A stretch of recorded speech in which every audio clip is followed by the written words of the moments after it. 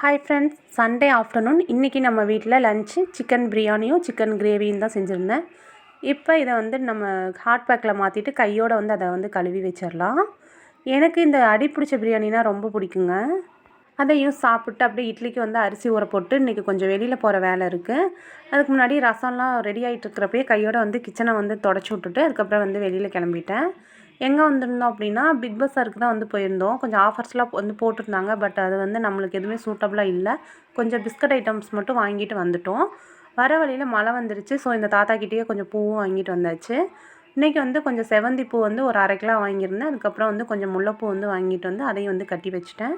வரப்பே ஒரு கொஞ்சம் ஸ்நாக்ஸும் வாங்கிட்டு வந்துட்டேன். வீட்டில் மாவெல்லாம் ஆட்டி வச்சுட்டு அப்புறம் இருக்கிற அந்த மீதி சிக்கன் பிரியாணி எல்லாம் சாப்பிட்டு கையோடு நைட்டே எல்லாமே கழுவி வச்சாச்சு. ஸோ காலையில் சமைக்கிறதுக்கு என்ன அப்படிங்கிறத நைட்டே எடுத்து வச்சிட்டோம் அப்படின்னா காலையில் டென்ஷன் இருக்காது.